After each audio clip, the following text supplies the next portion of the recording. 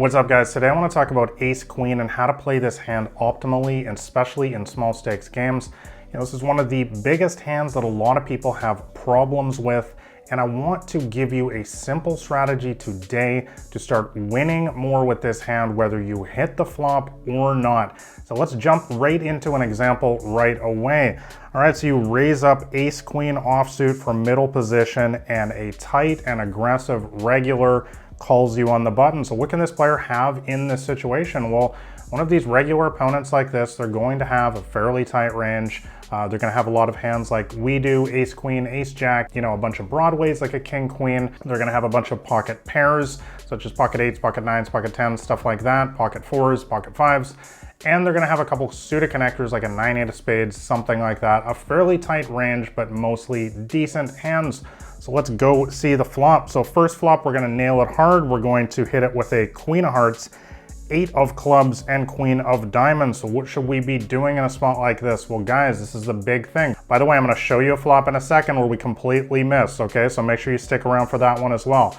What are we going to do here? We're going to make the most obvious play possible. We're going to go ahead and make a continuation bet of around 60% of the pot or so, and not get tricky at all. One of the biggest mistakes that people consistently make, especially in small stakes games, is getting too fancy, trying to always make some sort of advanced play versus lower level thinking opponents who really are not thinking on that kind of a deeper level. What you want to be doing instead here is just make the most obvious play possible. Just make a bet in a situation like this where we have trips with the top kicker, and let them overthink the situation. Let them think we're bluffing.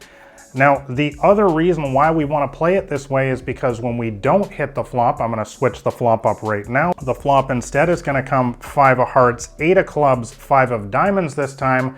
This time we're going to do, you guessed it, the exact same thing. We're going to make a c-bet here. So I hope you guys can understand that the reason why we want to bet the flop in the previous example is because we're always going to bet it in this example right here now as well. So we want to be able to balance our range in both situations, and we also want to get paid when we finally hit the big hand. Guys, if we're going to be bluffing, the reason we do that is because it sets us up to get paid when we finally have the big hand. So the bottom line here is that you want to be playing your ace queen aggressively in most situations against most players. You're only going to hit the flop around 1 out of 3 times. And so it is absolutely imperative that you learn how to win more pots those 2 out of 3 times when you don't have anything. How do we win pots when we don't have anything in poker? It's by being aggressive. So you might be asking yourself, well, hey, what do we do when we get called on the flop? Well, in the first situation, on the first board, it's pretty simple. We have trips with the top kicker. We're going to be betting again most of the time on the turn. Let's say the turn card is the king of spades. In this situation, in the first flop, we're going to be betting again. We're just making the most straightforward, obvious play possible and letting them overthink the situation. But on board number 2 with the 5-8-5 and the king of spades comes on the turn, we're also going to be betting again. Why? Because the turn is a great scare card. I talk about this in my latest book, the Micro Stakes Playbook, and also the previous book, Modern Small Stakes. So you want to be using these scare cards in particular because they're often going to make people fold those hands like, a pocket 7s, for example, that this player called us with on the flop. So guys, I'm going to end this. The bottom line is to win more with your ace queen. There's not a whole lot to be said here. 2 out of 3 times you're not going to hit the flop. It's super easy when you hit trips, of course, on the first board, but most of the time it's going to be a board like the second one where you don't have anything.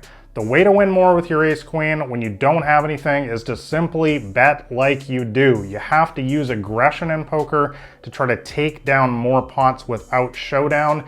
And then you need to follow it up a lot later on the turn and river if you get the kind of right scare cards like this. I talk about it a lot in my books and in many other videos on this channel as well and on my poker blog. So if you guys enjoy the videos like this, make sure you subscribe to the channel here and also shove all in on that like button below. Also, make sure you grab a copy of my free poker cheat sheet. That'll be the top link in the description below.